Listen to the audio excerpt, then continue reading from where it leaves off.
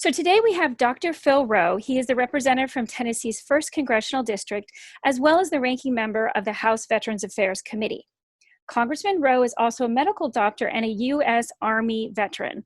He graduated from medical school and then he served in the U.S. Army Medical Corps at Camp Casey in South Korea.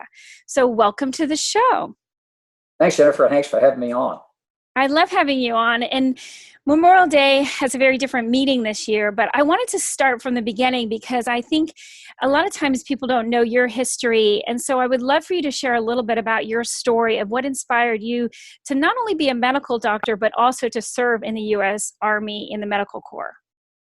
Jennifer, was a college student during the 60s, and obviously that's when the civil rights movement was going on and the Vietnam War was going on. After I graduated, we knew at that time almost everyone was going in, and today we have an all-volunteer Army. And I say I volunteered too. I volunteered to go to the mailbox one day, and I got a draft notice. My draft number was 27, so I knew I was going in. I just didn't know when or where. And my first set of orders were for Da Nang, Vietnam. And as Vietnam was cranking down, I was sent to Camp Casey, which is near, and then Camp Bradley, which is no longer there. And then I spent about 3 months down at the 121 evac. As a matter of fact, I got a text last night from an old Army buddy of mine that we served together in 1973 and 74 at the 121 evac hospital. He lives in California now, John Strauss, great guy. Wow. It must have been such an experience to be overseas and be just in a completely different environment there. It must have been such an interesting way to start your career. Well, I'd never been in a place in a country. I'd never really traveled outside the country. And it was so different because you were in a place where you were the foreigner and literally no one spoke English. I mean, it was digging out after a war. And I do want to say this quickly, Jennifer. One of the things that we did as Americans, and I take great pride in this, and we should as a country don't talk about it enough. 1960, Korea was the third or fourth poorest economy in the world after the Korean War. It was devastating, leveled. And they had a military dictator. I served there in 1973 and 74, and there was a military dictator then, a curfew at midnight. I mean, a country just shut down at midnight. Nothing moved. I went back about 3.5, 4 years ago, and now there are 50 million free people because of what Americans did. 50 million free people. They have a freely elected prime minister, a free country, and the largest Christian church in the world is in that country. Free people can worship as they want to. And I think Americans should take great pride. It's now the 10th largest economy in the world. So I think we as Americans don't talk enough about the positive things we did. And I had not much, but just one little soldier with a little bit. But all of us together created that environment. And the South Koreans are very appreciative of it too.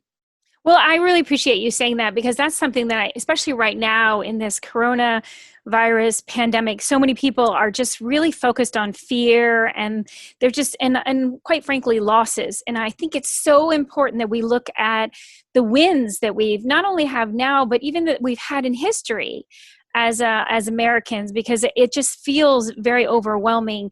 And to that same thing, I know the military and veterans are facing very specific challenges right now during this coronavirus pandemic.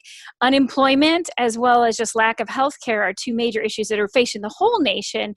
But how do you think that is affecting our veteran population specifically? Well, we certainly know that today's unemployment numbers are almost another 3 million out of work. And it turns out veterans have the first set actually a little lower, 11.7 and population of about 15%. It's going to go higher. Post 9/11 women veterans have an unemployment rate of 20%. And obviously many of them may have been in the service or even medical. People don't think about the medical layoffs that have occurred, but we stopped doing everything elective. Our local hospital system here laid off 1,300 people. My own medical practice had a furlough for the first time in history. We've been a practice for over 50 years, have never had anybody furloughed before. So it's affected our economy, veterans and non-veterans alike. Yeah, it is. It feels like I keep saying I feel like I'm stuck in a science fiction movie because it just seems like it was nothing that any of us could have ever imagined. And the impact is really, it's changed everything from our school systems and to college, and also again to our military, and specifically to the GI benefits. I know that there have been many challenges across the United States about that. But recently, I know the president signed a bill safeguarding those GI benefits. Would you talk about this piece of legislation? I would, and I really want to give a shout out to the Student Veterans of America and the other students out that are out there. They were on top of this, and literally in 24 hours, we were notified. And what happened was, if you now we have a very generous GI Bill, and the reason I was such a supporter, and I authored the Forever GI Bill, as you know, Jennifer, and one of the reasons is I used the GI Bill when I got out of the Army. It paid me $300 a month for 2 years. I used it for 2 years. I had 3 years of eligibility, but I could only use it for 2. I was finished with my education, and it sunsetted at 10. Now a veteran can use it forever. The difference is now there were no online courses when I was there. It was all bricks and mortar. So now if a student is paid a per diem and they were at a bricks and mortar school, all of a sudden, through no fault of their own, it was all online. And an online student got about half the per diem. So let's say you're in California, where the per diem could be as high as $4,000 a month, in San Francisco, where the rents are very high. You couldn't pay your rent. So within 24 hours, we had a bill put together that I author that said, look, we pay the per diem the same, because this pandemic they had no fault of their own, got caught up in this. The president signed it immediately. I'm very proud that veterans now don't have to worry about that. Yeah, and I think, as you know, it's so important that our colleges and our universities continue in some way, even if it's online or however we need to go forward. We just need to keep being as creative as possible to keep finding solutions. And so I'm really excited to hear about that piece of legislation that's really helping with the GI benefits. But also, I know there obviously has been a lot of talk about the CARES Act, and there's so much confusion over it. Would you explain a little bit about what the CARES Act, but specifically also how it affects the VA? Yeah, the CARES Act, we really acted at light speed in Congress, faster than anything I've ever seen. We first saw this as let's put about $8 billion, $8.5 billion into testing and more money for the CDC and NIH. Within a week, we realized, hey, this is going to be bigger than that.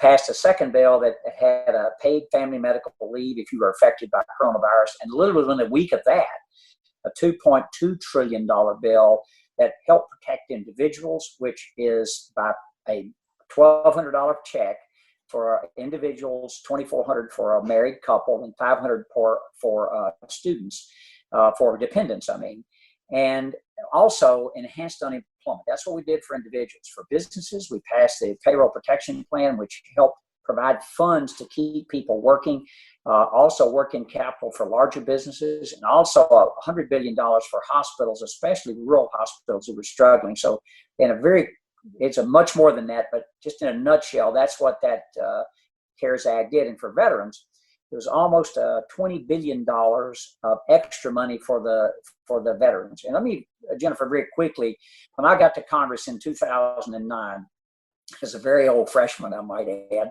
but I was there in 2009, the entire VA budget, that's cemeteries, disability benefits, and healthcare, was $97.5 billion. The president's ask for 2021 was $243 billion. That's how much the president has supported the VA. I've never gone to anything and asked him for the administration that they have not provided.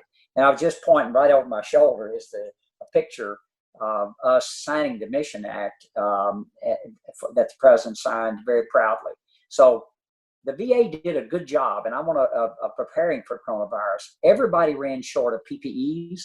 The VA had to sort of ration theirs also, but they did a good job, and I want to give them a shout out for what they've done in nursing homes. A real tragedy occurred in several state veterans homes, and the VA has stepped up to bring personnel. They've sent equipment and personnel to these state veterans homes, and I think I have a weekly talk with the VA secretary, as Chairman Takano and I do every week. Spend an hour on the phone with him, and we're going to hold hearings and find out how we can better help going forward, especially in the nursing home and chronic long-term care facilities. And I know you worked really hard on the Mission Act. Will you explain or expand a little bit more on the Mission Act? Because I know there's so many people that don't know. And so often, one of my passions about putting this special together every year is I just don't think that we talk about, just like you talked about the VA, there are a lot of challenges and some awful things that have happened, but there's also a lot of things that never really make the news and that don't get out there, that are the kind of the wins, or the things that go right. So would you talk a little bit more about the Mission Act so people understand it? I can. In 2014, Jennifer, there was a tragedy that occurred. We thought just in Phoenix, but veterans were put on waiting lists, and veterans died while on those waiting lists, even though the wait times for an appointment looked good, but they were fake. And we realized this, and we passed the Choice Act, which allowed veterans who couldn't get quick access to care at the VA to access the private sector. What I've looked as a physician, I've looked at the physician shortage, Jennifer, in the next 10 years, by 2030, we're going to be 120 to 130,000 doctors short in this country. So when I looked at writing the VA Mission Act, I thought, we've got to access the best of the VA and the best of the private sector, because together they can work together. And I was out in Oregon in Greg Walden's district about 3 years ago. And he said, Phil, my congressional district has more square miles than the state of Tennessee does. I said, that's not possible. And it turns out it was a lot more square miles. So one congressional district. And I thought, here's a veteran that had to drive 5 hours to see the doctor, and maybe the doctor wasn't there that day, so they get in the car and drive back. So I had to write a bill. We had to write a bill, and I sat down with every member of the VA committee, Republican and Democrat, and I said, what do you want in this bill? That's how we put it together. And we worked closely with the Senate, Senator Tester and Isaacson. So it was a truly bipartisan bill. And what it allows is, it allows a veteran who has a long time getting a specialty care or a primary care appointment, or who lives in a rural area, that it's an undue hardship to travel. That's the first thing. The second thing in there that's not known very well is a part for catastrophically injured post 9/11 veterans. We provide a caregiver a stipend money. If their husband or wife stays home with them, keeps them out of the hospital, first, it's better for the veteran, and two, it's cheaper for the taxpayer and the VA, and the care is better if you stay at home. So we pay them a stipend and provide health insurance coverage if they don't have that. But that was only for post 9/11 catastrophically injured veterans. And what we did, the rules have been written, and this fall it will roll out for all service-connected disabled veterans of World War II, Korea, Vietnam, Desert Shield, Desert Storm, any other activities. So if you've lost a limb, or you're injured at home and your spouse is taking care of you, we've expanded that benefit. And thirdly, it's an asset review. The VA has 1,100 buildings that they're either partially using or not using at all. And healthcare is delivered, as you can see, much differently today than it was. And right now, even with the coronavirus, we have fewer people in hospital beds than we did in 1982. And yet the population has grown that much. Why? Because so much of the work we do now is outpatient. We've increased our knowledge and are able to treat people with medication and with procedures that are not much less invasive. So we're going to start in 2021 and 2022 to evaluate the VA and how it needs to be right-sized. And the VA has done a lot of good work on that. Over 800 outpatient clinics. So we're taking the clinics to where the veterans live. We also know, Jennifer, that the demographics of the veterans are changing. They're moving from the north and east to the south and west. So we want the healthcare to be nimble and be where they are. And that's just a snapshot of what the VA Mission Act is. Well, and I really appreciate that, because again, I just don't think that gets out there enough. And I really you guys worked so hard on that. And I remember talking about that last year, but it's so important that people know that it's out there. And I bet you probably have opinion, like you had mentioned before, about your own firm, in the fact that I bet there's going to be a lot more medicine that's done over videos and Zoom now. Wouldn't you think that for veterans too? Oh, there's no doubt. Look, the VA actually is a leader in that. They had already, I talked to the secretary, and there have been 140,000 mental health consults done by telehealth since this coronavirus started. I mean, it's been hugely used by VA.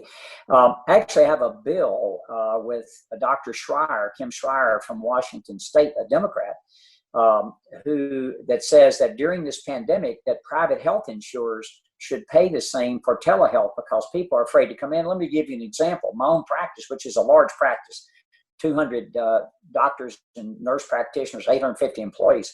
Our business is down 50%.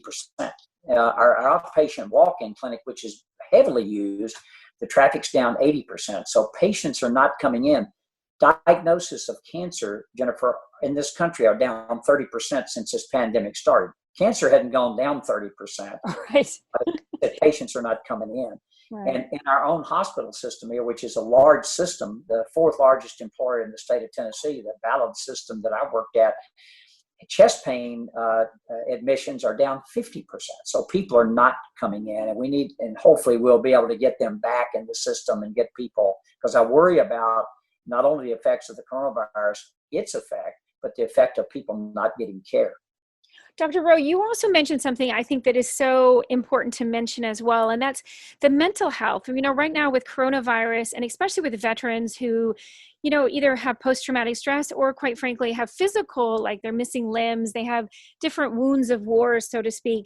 And do you think, I know you mentioned before about how much you love your guitar and how much music can help. Do you think that there are ways that we can bring people together for veterans and help them heal, especially the mental wounds that might be there as they might be feeling more isolated with the coronavirus pandemic? Yes, Jennifer, I absolutely believe that, and certainly alternative therapies. Look, we thought for years that you came, you sat down on the couch, and you took a pill and you got better. That's not going to work. We're looking at that. May work for some people, but for most people, we've looked, and Gus Rockus from Florida has been a huge supporter, as others have been, on alternative therapies, whether it's equine therapy that Andy Barr talks about a lot from Lexington, Congressman Barr, whether it's music, art, therapy, all of these things are, look, I sit here and here's a guitar, right? I love it. I think guitars are so powerful. Several times today, and as we were talking about off air, Jennifer, there are 3 in my office. So if somebody wants to come by and do a little picking, we'll keep our social distance, masks, whatever, but we'll play music. As you said, both of you can play guitar, or you can just have people listen to you socially distanced and yet still feel connected. Oh, I think that's absolutely right. And music has been used for years, and as has art and other things. That's why they're very important. I've been a huge supporter in education, in music education, because you can only play basketball or football or those things for so long, but you can play music the rest of your life. So let me bring it back around to what's been happening up on the Hill. I know earlier this month, yourself, Representative Levin, and Representative Mark Takano also introduced a bipartisan legislation to expand the Servicemen's Civil Relief Act to provide additional legal protections for service members impacted by COVID-19. Can you explain what that Servicemen's Civil Relief Act is and how the future is for expanding that act? Yeah, that's gonna happen through no fault of their own. And I remember when I got orders, we used to get a stacked 50 copies of your orders, and you had to hand them to everybody and hand carry them. It's not done like that now, but basically, let's say you're a soldier and you got orders to travel to a different post, and you signed a lease, maybe for a vehicle or for an apartment, and then all of a sudden, because of the coronavirus epidemic, you were frozen in place. They didn't want to move you because they didn't want to put you at risk. And so now you've got a lease you've signed. This gets you out of a lease. We've done a similar thing for families. And let me explain what this is. This was horrific to me. It was a young woman whose husband was killed, and I can't remember whether it's North Carolina or Texas this occurred. She had signed a lease, and whoever her landlord was, this jerk would not let her out of the lease, and she had a baby after her husband was killed. And we said, that is as wrong as it gets. So if you lose a spouse in combat and you're there and you want to be home with your family, you can get out of that lease. Another thing we did, and I had to laugh a little bit, Jennifer, about this when I was debating it on the House floor, because it just occurred to me, if you sign a cable bill, you sign an internet or a cell phone contract, and then you get orders to go to Afghanistan or Iraq or Korea, wherever, we allow you to get out of those now. Before you were stuck, and soldiers don't make that much money. Right. And I had to laugh because none of those existed when I went in the Army. I had to worry about a cable bill or a cell bill or the internet. None of it was there. So, but now you can. So this bill will pass, and these brave young men and women won't have to be stuck with this. They should not be. Well, yeah. And I think it's funny because everything keeps changing. So we have to keep changing laws because we need to keep keeping up with the times, so to speak. So I know also that the VA, we talked earlier about the VA, but the VA has also been working tirelessly to, help the veterans all over the United States. But what's happening right now to protect the VA, especially their employees, who many, of course, are veterans themselves, while they're working on the front lines of this pandemic? Well, the VA has done a very good job. If you look at healthcare workers in general, about 3% of healthcare workers will come down corona positive. At the VA, it's been about 0.7%. In Italy, it was over 20%. So it's reduced a lot here. We can do better. And I think we'll learn from this pandemic. We'll do an after-action report, just like you do in a battle, to find out what you can do better. And we will do better. And I think bringing the PPE production, much of it back to this country. For instance, all the surgical gloves I used in Johnson City, Tennessee for years were made at Baxter Pharmaceutical, which was a mile from where the hospital was. They were made right here at home. Now we don't make any surgical gloves. We haven't made aspirin in this country for years. We haven't made penicillin in over 15 years, produced it in the United States, and we invented it. So we're going to have to change those supply lines, Jennifer, and get many of those back. The VA has a fourth mission, and that's to help the private sector. They can do it during a hurricane. I was in Puerto Rico after the hurricanes down there, and the VA stepped up down there, and they've done it here. They offered facilities in New York when they were overwhelmed. That is their fourth mission. It's not talked about much. They set up a command center that we're going to go visit when we get back to D.C. and can safely do it. So they did a great job in planning. And I know that it wasn't perfect everywhere. It hasn't been. And I think if we had enough PPEs and testing, those are the two things, then you can go back to work. I talked to my colleagues, and with that kind of background, PPEs and testing, doctors and nurses can go back and do their job. Right. And the whole world seems so different. But this is our Memorial Day special, so I have to ask you the question, what does Memorial Day mean for you, Dr. Roe? Well, Jennifer, I hope I don't get all emotional. I probably will. It's the toughest day I have every year is Memorial Day. I realized that I'm 74 years old. I got home from the Army totally unscathed. I was able to raise a family. I had a 6-week-old son when I went in the Army, and 12 weeks old when I left the country. And I came back, and I got to coach Little League soccer, and I got to serve my community as a physician and as a city commissioner and a mayor, and then serve my country now as a congressman. But many people didn't, and I went back to my high school class reunion about 2 years ago, and we were just talking about what happened to people, and someone brought up a young man named Bob Perry, and Bob and I went from the first grade all the way through high school together, and it turned out, and I went to college, and I don't think Bob did, and he was killed his first day in Vietnam. Johnny Parham, another classmate of mine, Eagle Scout as I am, we ran track together. He was killed. My scoutmaster was a first sergeant in the 101st Airborne Division. He was killed in 1965 in Vietnam. I grieve those men to this day. And I think about all the young people who have sacrificed so much. And it's frustrating for me, Jennifer, to be in Washington with people who've never served and don't seem to appreciate the freedoms that these men and women have guaranteed us. So that's what it means for me. The last Memorial Day, I was at a little middle school in a community not far from here, Colonial Heights. And I sat next to a survivor, one of the 13 survivors of the torpedoing of the Indianapolis. He survived those 5 days in the water. Wow. He was one of the 13 people left living by that man. And I saw when they showed his ship, him tear up 75 years later. And I was really touched by that. And I'm so thankful and grateful to these men and women who continue to this day to allow me the liberty to serve as a congressman. I just wish everyone appreciated their sacrifice as much as I do. Well, and I want to say thank you. Not only thank you for your service in the Army, thank you for your service as a doctor, but also thank you for your service up on Capitol Hill, because that's another front line that I don't think people realize how many sacrifices are made to be able to do that job. And I hope you continue playing your guitar and making people smile with your music. Well, I don't know whether they smile or not, but I do, Jennifer. And I really wish everyone out there, and yourself too, I really appreciate you doing this show every year. I think it's extremely important for people to hear. Well, I agree. And I always want to continue the conversation about the good news and about making a joyful noise. So thank you so much, Congressman Roe. Have a blessed day. Thank you. Thanks, Jennifer.